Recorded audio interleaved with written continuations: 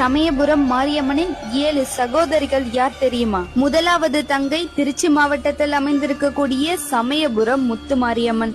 இந்த மாரியம்மன் பல நோய்களை போக்கும் கசப்பு சுவையுடைய வேப்ப மரத்தை கொண்டு தன் பக்தர்களை காத்து வருகிறாள். இரண்டாவது தங்கை திருச்சி மாவட்டம் லால்குடியை சேர்ந்த அன்பில் முத்து மாரியம்மன். இந்த கோவிலில் கண் குறைபாடு உள்ளவர்களுக்கு பூசாரியால் பச்சிலை மூலிகளாலான சாறு கண்களில் பிழிந்துவிடப்படுகிறது. இந்த மாரியம்மனின் சக்தியால் ஏராளமான பக்தர்களின் குறைபாடு நீக்கப்பட்டுள்ளது. மூன்றாவது தஞ்சைக்கு கிழக்கே உள்ள புன்னைநல்லூர் முத்து மாரியம்மன். தஞ்சையை ஆண்ட சோழ பேரரசர்கள் தஞ்சையை சுற்றிலும் 8 திக்குகளும் எண்வகை சக்திகளை காவல் தெய்வமாக அமைத்தார். அவ்வாறு அமைக்கப்பட்ட சக்தியே புன்னைநல்லூர் மாரியம்மன். அம்மையால் பாதிக்கப்பட்டவர்கள் பிரார்த்தனைக்காக இங்கு தங்கியிருந்து குணமடைந்து செல்கின்றனர். அடுத்தது புதுக்கோட்டை மாவட்டத்தில் நார்த்தமலை என்கின்ற ஊரில் அமைந்துள்ள நார்த்தமலை முத்து மாரியம்மன். நீண்ட காலமாக உடலில் பல வியாதிகள் ஏற்பட்டு அவதிப்படுபவர்கள் இக்கோவிலில் அக்கனி காவடி எடுத்து வழிபட நோய்கள் தீருவதாக பக்தர்கள் கூறுகின்றனர்.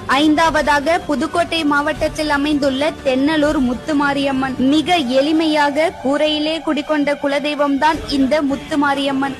அடுத்தது புதுக்கோட்டை மாவட்டத்தில் அமைந்துள்ள கொன்னையூர் முத்து மாரியம்மன். இந்த அம்மன் மைய பகுதியில் கோவில் கொண்டு நாலா திசையிலும் உள்ள மக்களையும் காடு கரைகளையும் கால்நடைகளையும் காத்து வருகிறாள். ஏழாவதாக திருவையாற்றிற்கு அருகில் குடமுருட்டி ஆற்றின் தென்கரையில் அமைந்திருக்கும் வீரசிங்கம் பேட்டை முத்து மாரியம்மன். பொதுவாக மாரியம்மனின் அக்கால் தங்கை 7 பேர் என்பர். அவர்களில் கடைசி தங்கைதான் வீரசிங்கம் பேட்டையில் வீற்றிருப்பவள்.